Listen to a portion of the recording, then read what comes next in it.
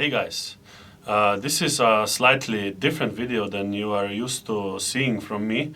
It will be entirely about my airgun collection, so from my first airgun to my most recent, and I will talk a little about what I done on them to make them a little better, or at least in my opinion, or my taste, or my preference. Please let me know if you like those kind of videos, and I will do more of this kind of videos. So I will just start. So I will go from my first airgun to my most recent. My first one is quite an old airgun. It's a spring piston. It's Cometa 300 Spanish airgun.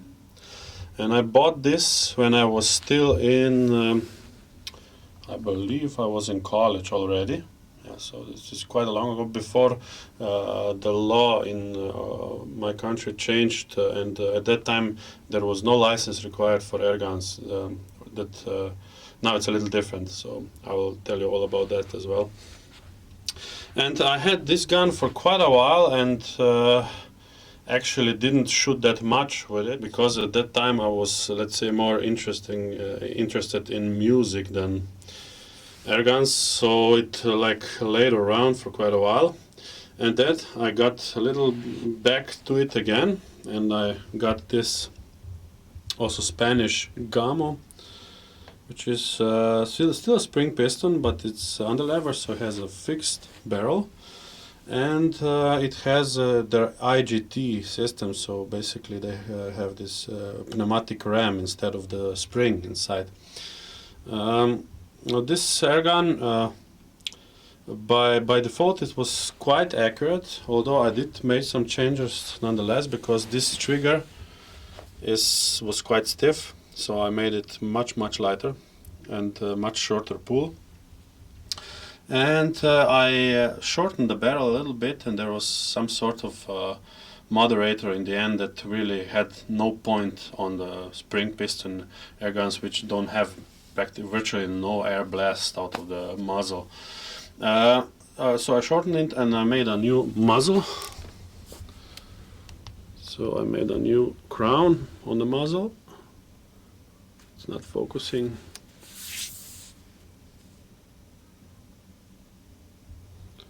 Basically just a straight muzzle. You can see how off-center this hole in the barrel is.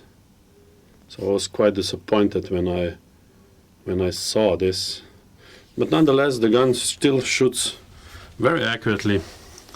I actually shoot up to 70 meters with this gun, and I can get groups like 6 centimeters in diameter, so about 3 inches. I have a very cheap ZOS scope on it, which is accuracy of the scope. I mean the functionality. It's you can shoot accurately with it, but unfortunately the light transmission is so low that you can barely see for it. So basically it's 10 to 40 magnification, but I use it only at 10 power, because otherwise the picture is too much dimmed. So that's about it. I shot a lot with this airgun, and right after that I went to PCPs, and my first PCP was actually a big bore. And I got this one as a used airgun, so it was previously used in my country. Of course, at that time the law already changed, and there was a requirement to get a license even for airguns in our country. And I got myself a license. I took an exam so I can get any air rifle that I want right now. And a little more about this gun. This is a ShinSung 9mm airgun, so it's caliber in 9mm. Now, when I got it, this gun shot at about 180 joules. That's about 150 foot-pounds, something like that.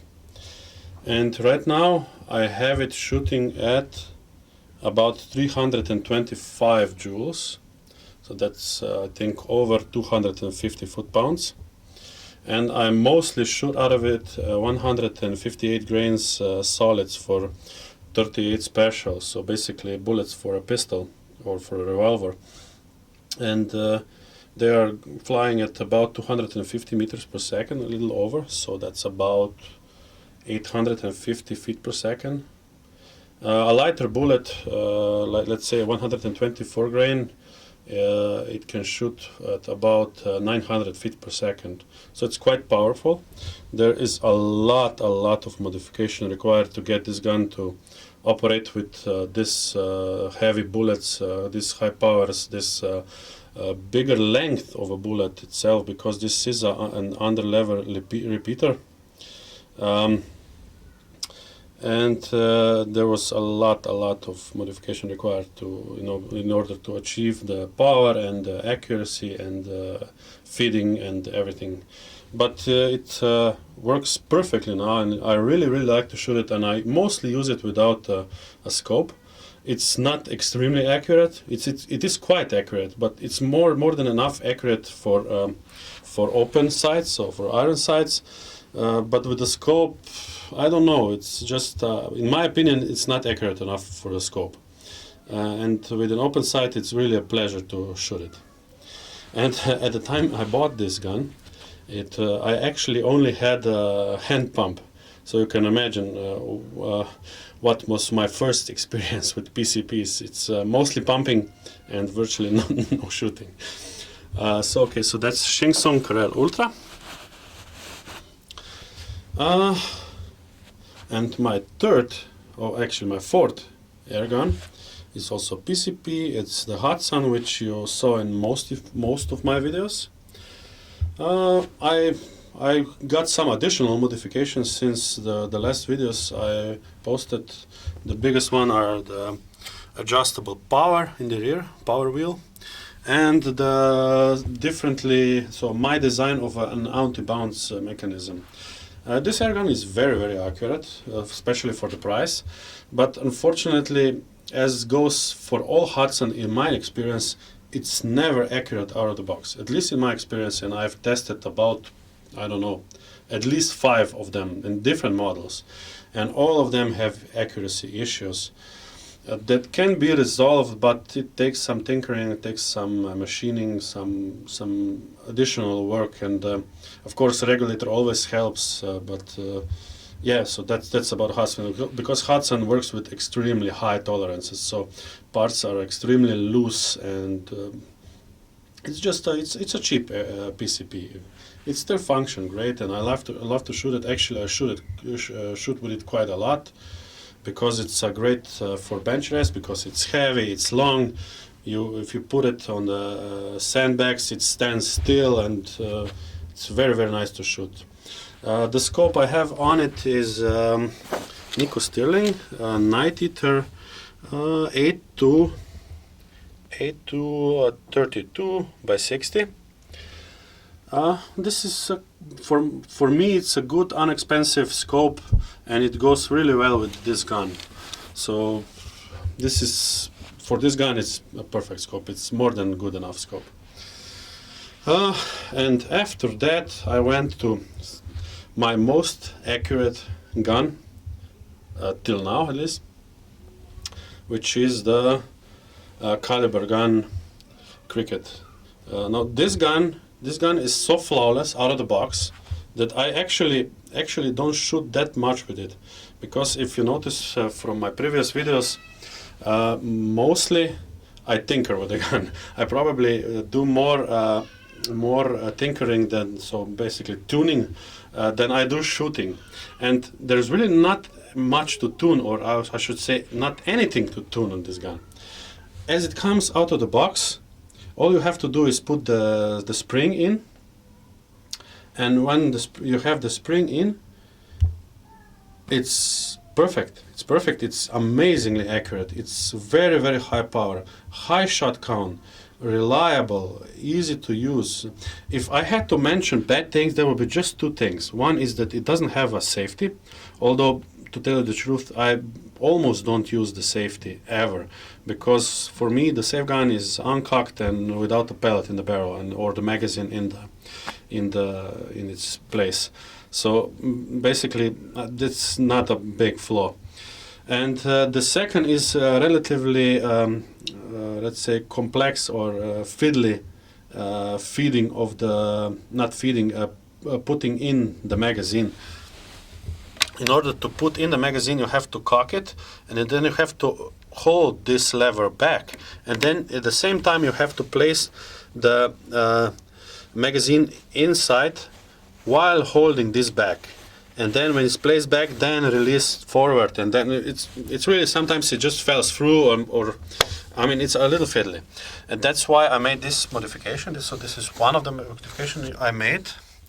I'm not sure if you can see this, but there's a little additional cut. So basically, if you put this back, I have to cock it in order to put it back. If I put this back, I can put it down and it stays back.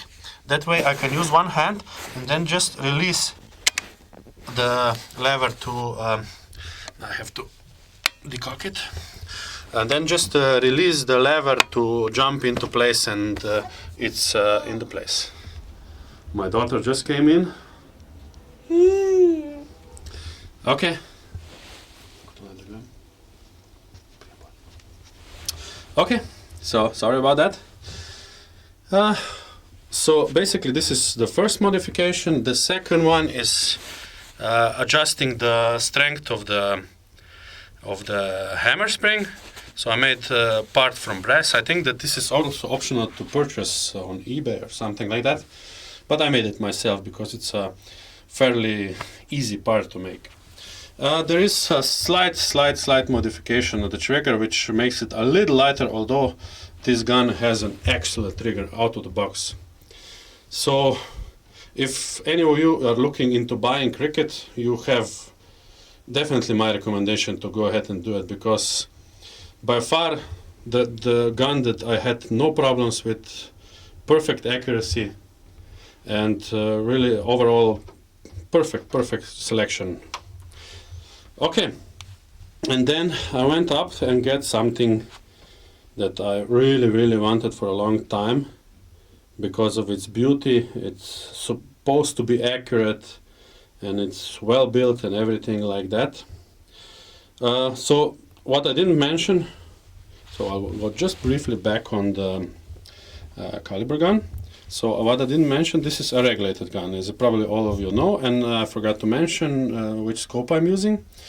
Actually, this is a very old model of BSA Platinum, which is 10 to 50 power by 60, and this is made in Japan. It's an excellent scope. It's actually the best scope that I own. I got it extremely cheap. I got it second hand, and I got it for like 100 euros, which equals to about, let's say, $110. So extremely cheap, and I'm very satisfied with the picture clarity. The only thing I don't like about the scope is the fact that it doesn't have a mil-dot reticle. It actually has a dot reticle, which is of course means that you always have to use turrets in order to get to compensate for the ballistic drops. So basically, to long ranges to adjust to zero in your scope.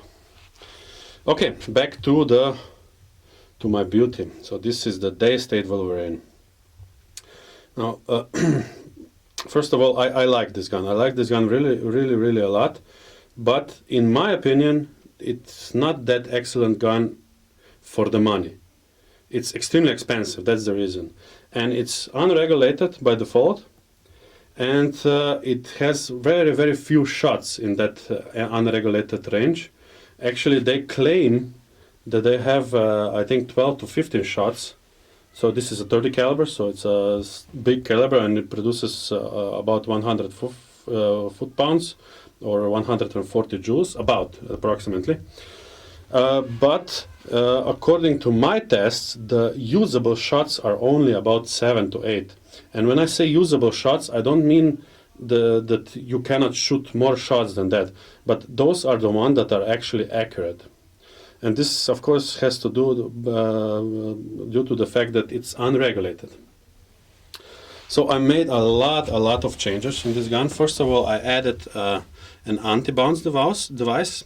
Now this device wouldn't be needed for the stock version, because the stock, so basically if you don't have a regulator, then you usually run at higher pressures, and also you run at the volume of the air which propels the pellet is not limited to the small reservoir of the regulator. It's actually the whole tube. But if you put a regulator here, then actually you have a very small volume of air that it's at the pressure that the regulator works. And after you take a shot, that drains out quite a bit before it refills it up to the same regulated pressure. And this means that the force of closing the valve is usually quite a bit lower, which means that even if you have a slightly bounce, it is likely that this bounce effect, that the hammer is hitting the valve for the second time, will open the valve, because there is less pressure behind it and it's easier to open. So that's why I made it, and this is one of the reasons. The second reason is that I can actually now tinker with the spring, with the hammer weight, with everything, and never worry about the bounce, because it's disabled, let's say. It catches the hammer before it hits the valve for the second time. So I can do whatever I want, whatever power setting, whatever pressure settings I can adjust, and never think about the bounce effect. What I also didn't like about this gun initially is that it has an extremely heavy hammer. The hammer is about 140 grams, which is a lot more than ShinSung. ShinSung has only 90 grams, and this one 140, so this is way too much. And of course this can lead to the gun being inaccurate, because there is additional shake stress to the gun when you fire it, because of this heavy hammer that strikes the valve. So my hammer is now about 60 grams. And I have different options of setting the power. The regulator is at about 155 bars, and I can get powers, depends on the hammer weight, the spring tension of the hammer. I can get about, let's say, about 90 to 100 foot-pounds, which is basically the same as you get it when with the stock gun. And with 100 foot-pounds I get about 10 usable shots, so I should say 10 regulated shots, which are totally usable. And if I release the power to about 93 joules, which is my preference, I get 16 shots. So this is really a big difference. And I also made a new magazine, because the stock one fits just 5 pellets, even though there's more than enough room for 8 holes. So I made a new magazine that holds 8 pellets. So this is the new magazine. It's hard to see, but this one has actually 8 holes in it. You can see that the holes are right next to each other. So I think that's about, the most important thing to do on this gun in order to get it regulated and efficient is to increase the transfer port, and this is a challenge on this gun, because they made it so you really cannot enlarge it easily, but I managed to do that. So right now I have, instead of 5mm transfer port, it's 7mm. That is the reason why I still can get 100 foot-pounds at only 155 bars of pressure. So that's about it. Of course this gun is extremely accurate now. And of course, I forgot to mention, despite the fact that this gun has they say high-grade trigger, and it is very crisp, it's very heavy, too heavy in my opinion, and I modified that as well to have it slightly lighter. So right now it's quite light. I didn't actually measure it, so I cannot tell you how many pounds, but it is a pleasure to shoot it. And I also made another modification. But in stock version, this gun cannot be decocked. So if you cock it, you cannot press the trigger and decock it. You can only fire it, dry fire it, for example. So this is, I hate that. And there's also another reason why I hate that. Because I like to remove my magazines after I finish with shooting. So if you imagine, when your magazine is empty and you don't want to shoot anymore, you want to put away the gun, you have to first cock it in order to get the magazine out, and then you have to dry fire it in order to not leave it cocked. So I didn't like that, so I made the option to decock it. So, safety. So now you can decock it. Okay, I think that's about it. So this gun is extremely beautiful, in my opinion. It's definitely the most beautiful stock in the lineup that I have. So the scope is Viper from Optisan, which was at the time merged with MTC, I believe, because it has both logos on it. This scope is very nice. I like the features. I like the fact that you get these caps with it. So these covers that are made out of aluminium and are very solid and not loud to open and close. Very much like the turrets, because you can, without any tools, you can set the zero when you sight it in. So basically all you do is unscrew this top part, then you can move around without moving actually the turret, only the scale, and then when you're at the correct location, just screw it back in and it's fixed. This is very nice. Otherwise it's 6-24 by 56, I believe. Very nice scope, quite clear, quite good field of view, and it's quite a good match with this gun. Okay, so my latest gun, as you probably saw on the videos, is Huben K1. Now, there is a lot of talk about this gun not being reliable, not being accurate, not being safe, etc. And I'm going to say that a lot of these claims are actually true. But the biggest reason why some of these claims are made is just because this gun actually uses a significantly different mechanism to fire. And that is to most people unknown. And people have to get used to it before they accept it, surely. But in my experience, this is by far the most interesting gun in my collection. First of all, because I'm a person that likes to tune and tinker with everything, and likes. I'm crazy about the different principles of operation and things like that. And this gun is very different, so that's the first reason. Second of all, because it's, in my opinion, very high quality built, despite the fact that it is designed and made in China. And third is the power in that small caliber that you can get. I mean, this gun it's in 22 caliber, but it can shoot. I mean, you can get over 100 foot-pounds with this gun, and it's still regulated. So, and semi-auto. I just love it. I cannot tell you anything else about it. I should say that similar to Daystate, this gun was not that good, not that accurate, I should say, out of the box. Because they made it very adjustable, and they put option on it. So this power wheel, basically you can regulate from the outside while it's charged the pressure of the regulator, as well as you have a power wheel that you can adjust for each shot individually. So basically, if you set a regulator to 150 bars, you can still use the power dial to get from, I don't know, let's say 10 joules or I don't know, 8 foot-pounds to 100 joules or 80 or 74 foot-pounds, I think.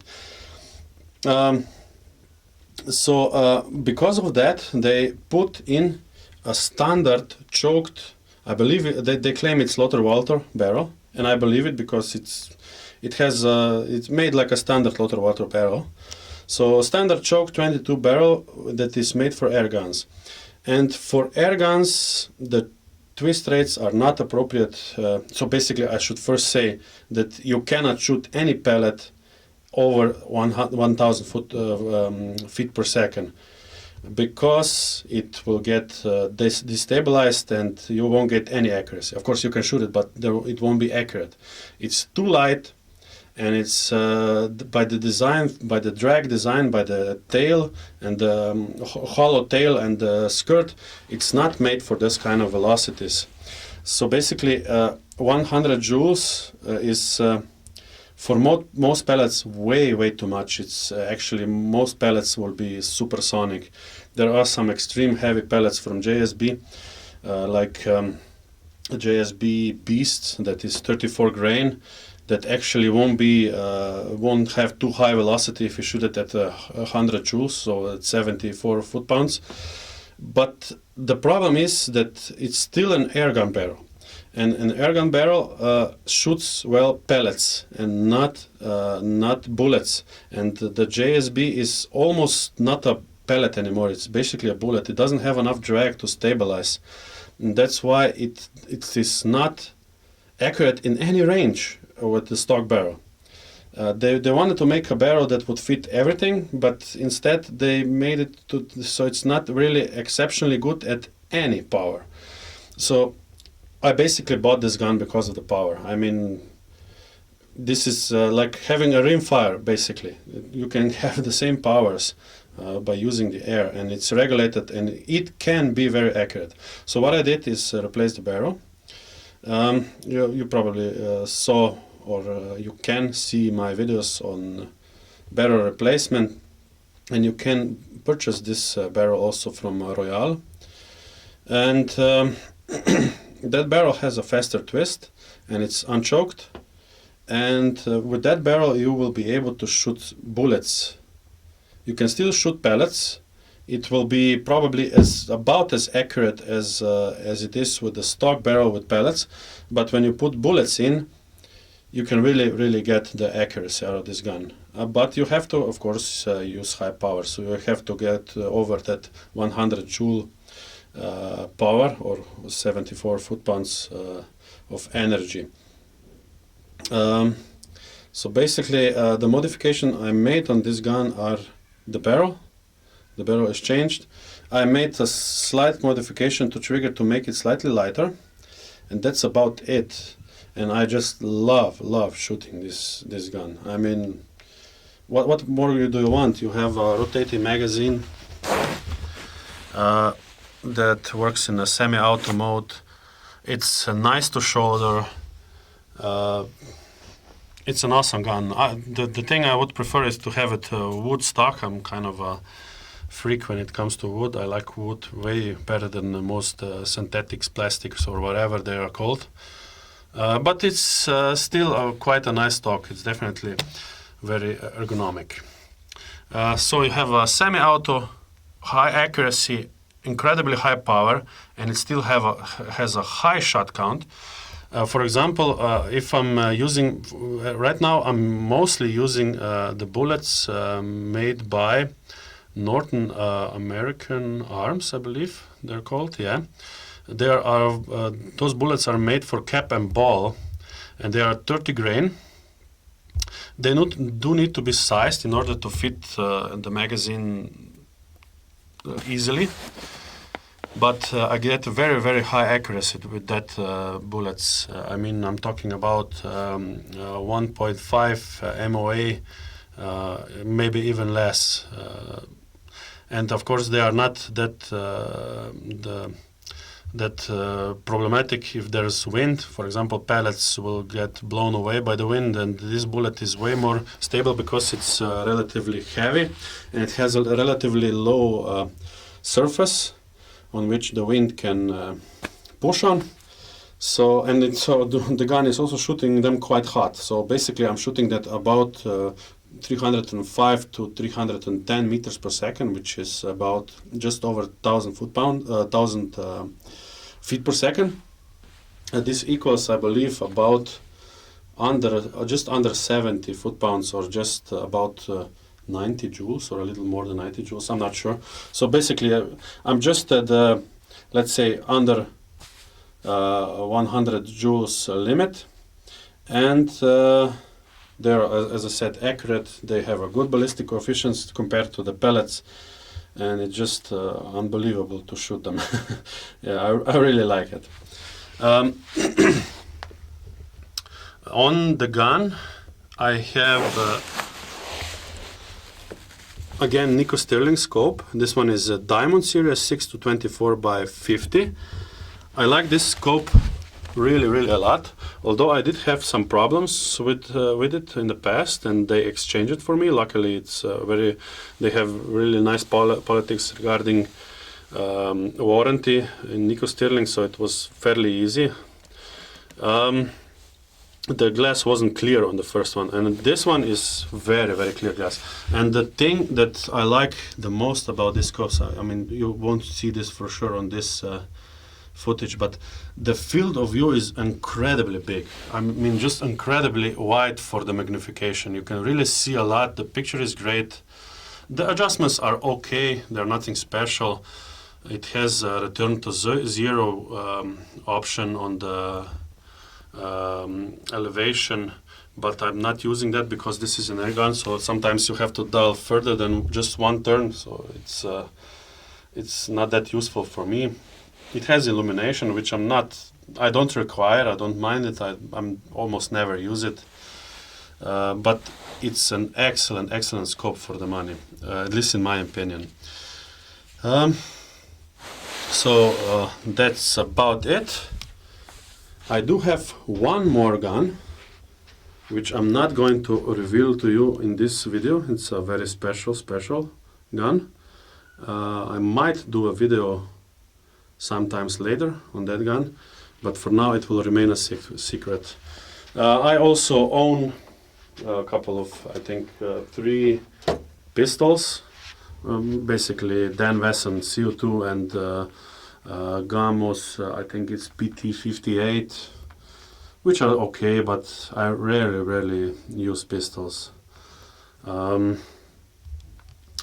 So right now I have all of this gun licensed, because in my country is a limit that you have to have licensed everything that is over 20 joules and shoots over 200 feet per second, which is kind of, 200 meters per second. So that's about, I think, 600 feet per second, about.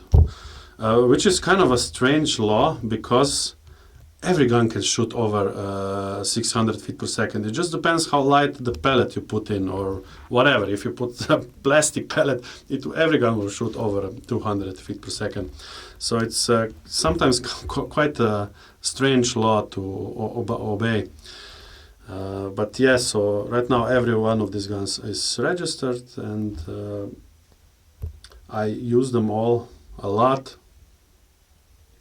And you will probably see a video on ShinSung and its modification. I haven't done that yet. And I'm not sure. Huben I did. Daystate I did partially. This is a gun that doesn't need any modification. This one is the one that needs the most modification. And this one are actually not that oftenly used by me anymore, because I'm not sure.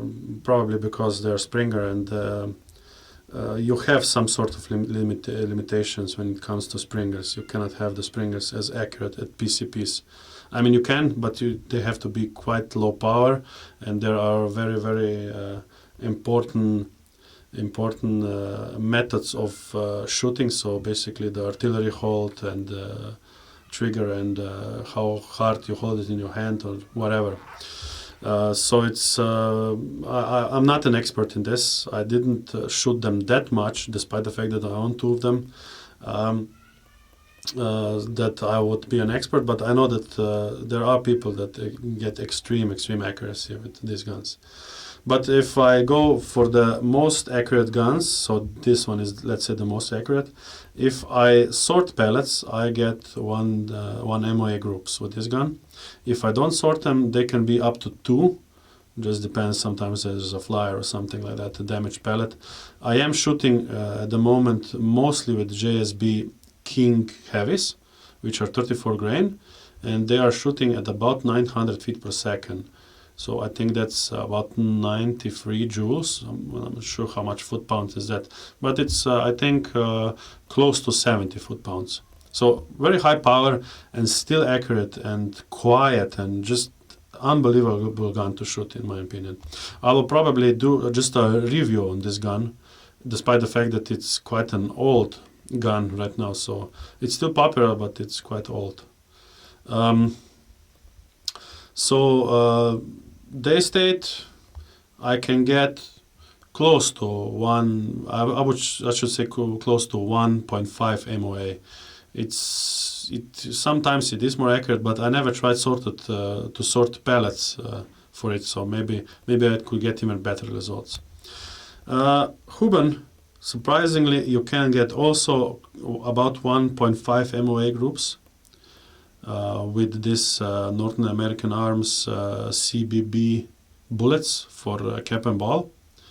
Of course, with the custom barrel. They might even work well with the standard barrel, but the standard is choked, so I assume it will lose quite a bit of velocity. So basically, higher pressure will be needed in order to accelerate them to the same velocity. But as I said, what more do you want in a semi-auto airgun? If you can get 1.5 MOA groups and from 200 fill, you still get about 25, maybe 30 shots. So if I fill it to almost 300, let's say 280, I get 2 full magazines at 100 joules in 22 calibers. So this is there are not a lot of guns, probably not any gun that can do. There are guns that are delivering power, that high powers or even higher, but they are mostly not regulated, that's first of all, and usually they don't have this high shot count. So the Huben can really have high pressure efficiency. So that means that you don't actually need that high pressure to get high energy. So this is the best in Huben because of its design, because with each shot the valve is completely open and there is no limitation by the size of transfer port because it doesn't have a transfer port. It just directly injects the air from the high pressure part into the rear of the magazine and it propels the pellet with very high energy. So it doesn't have those limitations. Hatsan is also about 1.5 to 2 MOA accuracy. Okay, this ShinSung I never really tested for in those terms accuracy, but if I lower the power down and shoot JSB pellets, it can be quite accurate as well, and it has a relatively high shot count. So it's definitely not a bad gun. The thing I don't like about the design is the fact that the bridge on which the scope is mounted is actually not the same part as the barrel. So basically the bridge is a cover that covers up the assembly where the barrel is fixed. So basically you have only 2 screws that, if you look at it, this is one screw. Sorry, this is one screw. And the second one is under this Picatinny rail here. Only these 2 screws that hold together this whole cover, and you place the scope on this. So basically, if this moves compared to the barrel, you lose your zero of the scope. So that's why I don't Well, I'm not particularly a fan of putting the scope on this gun because I'm never sure if what is the reason for it not being so accurate. If it's the fact that the gun is not accurate or the fact that the scope is not really fixed enough with the barrel. Regarding these two Springers, Gamo is definitely an accurate rifle and it's definitely a pleasure to shoot it. But Cometa is also an accurate gun, but brick barrels, despite the fact of what the manufacturer is saying or the reviewers are saying, if you have a brick barrel, it's pointless to put a scope on it. The magazine for closing the barrel back up can be accurate, but it's a separate part and you never can be sure that it locks in the same place. I mean, we're talking about a fraction of a millimeter that changes a couple of centimeters at, I don't know, 30-40 yards. So I don't trust really to put a magazine on the brake barrel Springer. The one with the underlever cocking, it's okay because it has a fixed barrel. But the brake barrel, they are just not, in my opinion, will be never accurate. I had a couple of years ago, I made like a extension of this plate. So this is a plate that is fixed with the barrel. And it extended far back here, and I put like a Picatinny rail on that extension. So basically, when you broke the barrel, the scope stayed aligned with the barrel. It was fixed with the barrel, not with the breech, and that made it a little bit easier, more accurate. But the problem is that I could never fixate it well enough on that flat barrel part to keep it steady, because the Springer just have too much stress when fired, and this is quite a powerful Springer, and I decided to just use iron sights. It's I mean, you have to have a couple of guns that use iron sights in order to train with the standard open sights as well, not only the scope. So I hope you enjoyed this video. I hope I didn't ramble too much. I'm going to make a too long video again, as I usually do. And please write a comment if you liked it, and if you have any questions, just let me know. So thanks for watching, guys, and see you next time.